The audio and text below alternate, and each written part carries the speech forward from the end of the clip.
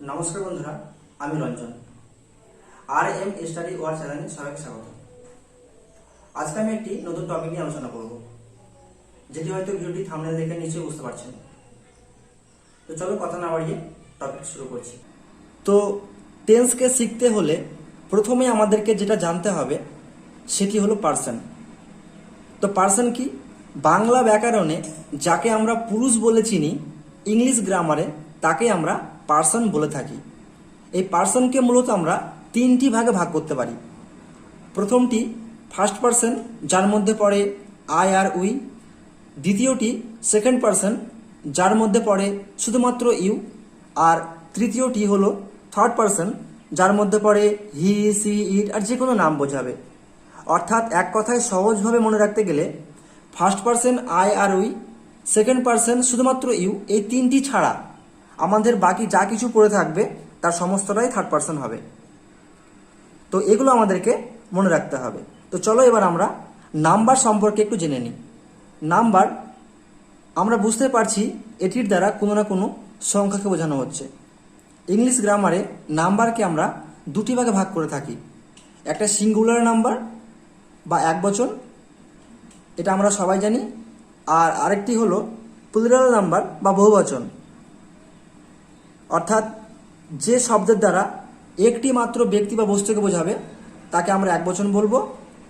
আর যে শব্দের দ্বারা একের বেশি ব্যক্তি বা বস্তুকে বোঝানো হবে সেটিকে আমরা প্লুরাল নাম্বার বলবো। তো এবার আমরা একটু ভার্ব সম্পর্কে অবগত হয়ে নেব। ভার্ব, যার বাংলা অর্থ হলো ক্রিয়াপদ। অর্থাৎ ভার্ব কি?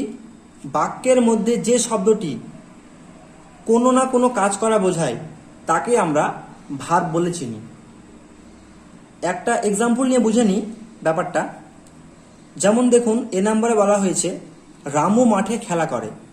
তো দেখুন, খেলা করে এই শব্দটি একটি কাজ করা বোঝাচ্ছে, তাই খেলা করে এই শব্দটি একটি ভার্ব। বি নম্বর অপশনে দেখুন, রীতা একটি গল্প বলছে। দেখুন, বলছে এই যে কথাটা, এটি একটি ভার্ব। কেন?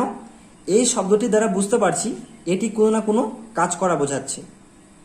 তাই যে শব্দটি বাক্যে কোনো না কোনো কাজ করা বোঝাবে সেটি আমাদের ভার্ব হয়ে যাবে। এরকম আরও শব্দ পেয়ে যাব, আসা, যাওয়া, খাওয়া, পড়া ইত্যাদি। সমস্ত শব্দগুলি আমাদের ক্রিয়াপদ বা ভার্ব। তো চলো এবার আমরা সরাসরি টেন্স এন্টার করব। টেন্স, যার বাংলা অর্থ হলো ক্রিয়ার কাল। তোমরা লক্ষ্য করলে দেখতে পাবে যে আমরা বাংলাতেও বিভিন্ন রকম বাক্য বিভিন্ন রকম কালে বলে থাকি। সেগুলিকেই আমরা ইংলিশ টেন্সে ব্যবহার করব। এই টেন্সকে তিনটি ভাগে ভাগ করা হয়: প্রেজেন্ট টেন্স বা বর্তমানকাল, পাস্ট টেন্স বা অতীতকাল, ফিউচার টেন্স বা ভবিষ্যৎকাল। আবার প্রতিটা টেন্সকেই চারটি করে ভাগে ভাগ করা হয়। আজকের ক্লাসে শুধুমাত্র আমরা প্রেজেন্ট টেন্সের চারটি ভাগের মধ্যে প্রেজেন্ট ইনডিফিনাইট টেন্স নিয়ে আলোচনা করব। বাকি টেন্সগুলি সম্পর্কে আমি অন্য একটি ভিডিওতে আলোচনা করে দেব খুব সহজভাবে, এবং তার লিঙ্ক আমি এই ভিডিও ডেসক্রিপশানে দিয়ে দেবো। তোমরা সেখান থেকে দেখে নেবে, কেমন? তো চলো আমরা প্রেজেন্ট ইনডিফিনাইট টেন্স নিয়ে আলোচনা করি। প্রেজেন্ট ইনডিফিনাইট টেন্স, এটি তো আমরা জানি যে এটি একটি প্রেজেন্ট টেন্সের একটি পার্ট। তো একটি বাক্যকে বলা হলো, তো আমরা প্রথম অবস্থায় চিনব কিভাবে যে এটি একটি প্রেজেন্ট ইনডিফিনাইট টেন্সের বাক্য হবে? তো তার জন্য তো আমাকে বাক্যটা প্রথমে চিনতে হবে, তাই না? তখন আমি সেই টেন্সে অ্যাপ্লাই করব। তো প্রথমে আমরা বাক্যটিকে চিনব কিভাবে? চিনতে হলে বাক্যে যে ভার্বটি থাকবে তার সাথে এ, হস্যই, উন্তুস্ত এবং ও থাকবে। অর্থাৎ আরও একটি কন্ডিশন লক্ষ্য করতে হবে, বর্তমানে কোনো কাজ অনির্দিষ্ট সময়ে হয় বা অভ্যাসগত কাজ ও চিরন্তর সত্য বোঝাবে। তখন বুঝতে হবে যে এটি একটি প্রেজেন্ট ইনডিফিনাইট টেন্সের বাক্য। তো প্রথমে আমরা এভাবেই চিনব। আমরা তো চিনে নিলাম, তারপরে তো আমাদেরকে গঠন করতে হবে ইংলিশ টেন্সে। তো তার জন্য আমাদেরকে কিভাবে গঠন করতে হবে? তো গঠন করব কিভাবে? প্রথমে আমাদের সাবজেক্টকে লিখতে হবে, তারপরে ভার্বের প্রথম ফর্ম লিখতে হবে, তারপরে অবজেক্টকে লিখতে হবে। তো আমরা সাবজেক্ট অবজেক্ট বাক্য থেকে বের করব কিভাবে? প্রথমে এটাও একটা প্রশ্ন এসে যায়। তো বাক্য থেকে সাবজেক্ট বের করতে হলে ভার্বটিকে, অর্থাৎ বাক্যের মধ্যে যে ভার্ব থাকবে, অর্থাৎ যে কথাটি কোনো কাজ করা বোঝাবে সেই শব্দটি আমাদের ভার্ব, সেই শব্দটিকে কে বা কারা দিয়ে প্রশ্ন করতে হবে, তাহলে সেই বাক্যের সাবজেক্ট আমরা পেয়ে যাব। তারপরে আমরা চোখ বুঝে ভার্বকে নিয়ে চলে আসবো, ভার্বের প্রথম ফর্মটিকে নিয়ে চলে আসবো এবং তারপরে শেষে অবজেক্টকে অ্যাড করব। তো সেই বাক্যের অবজেক্টকেই বা কীভাবে খুঁজে বের করব? সেম একই প্রসেস, বাক্যের মধ্যে যে ভার্বটি দেওয়া থাকবে তাকে আমরা কি বা কাকে দিয়ে প্রশ্ন করব, তাহলে আমাদের অবজেক্ট পেয়ে যাব।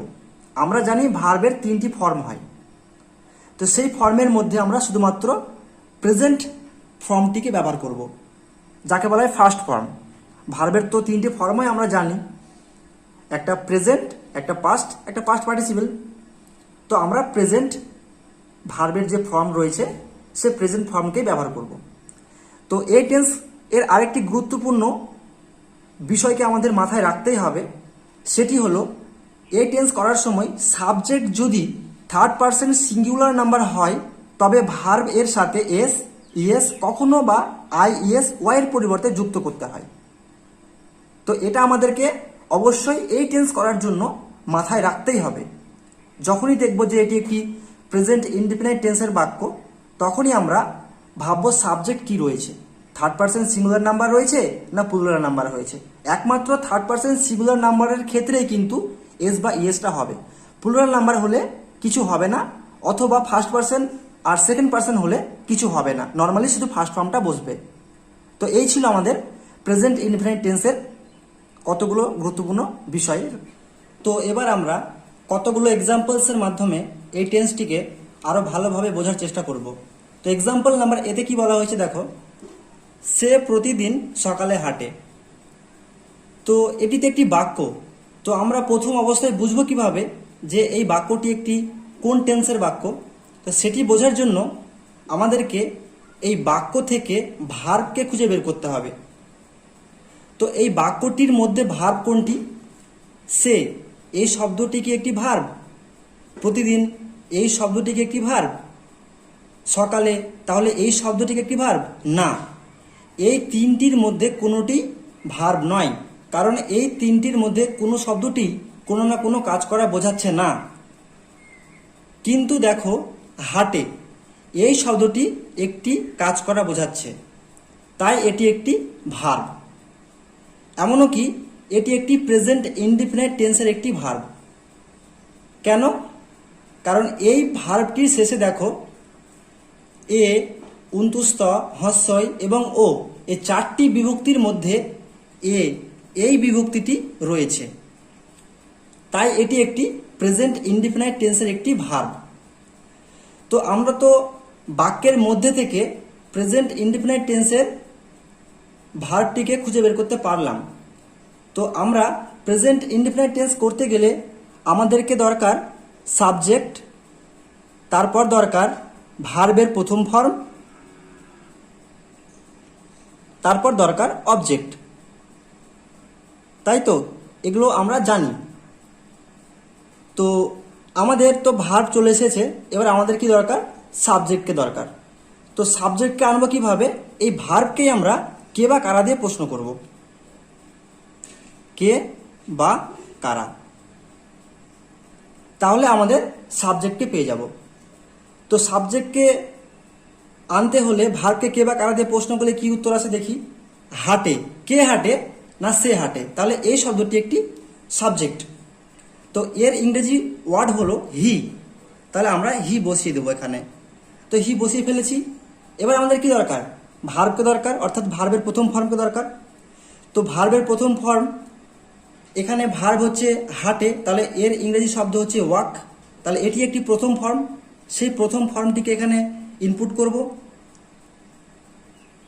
তো দেখো আমরা ভার্বের প্রথম ফর্মকে আমরা বসিয়ে দিয়েছি।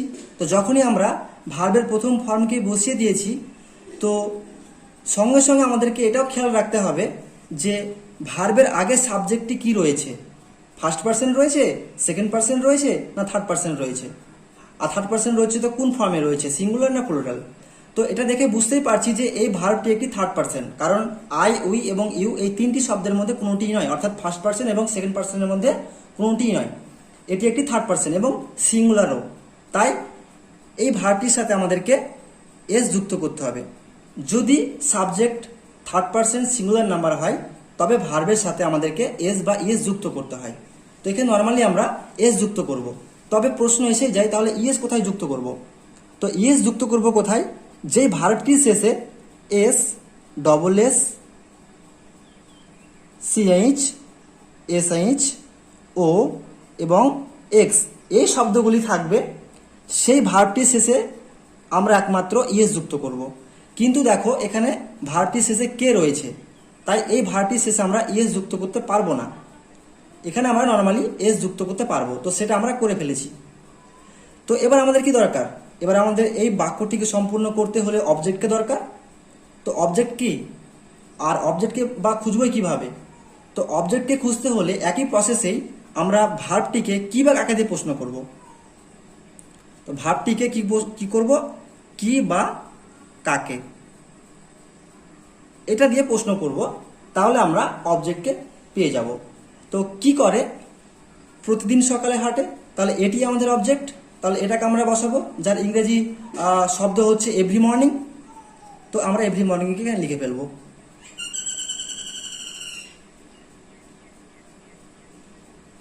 তো এটি হলো আমাদের সম্পূর্ণ বাক্য এবং এটি একটি প্রেজেন্ট ইনডিফিনাইট টেন্সের বাক্য। তো চলো আমরা এবার এক্সাম্পল নাম্বার বিটা দেখে নিই। তুমি বইটি পড়ো। তো একই রকমভাবে আমাদের এই বাক্যের মধ্যে থেকে ভার্বটিকে খুঁজে বের করতে হবে।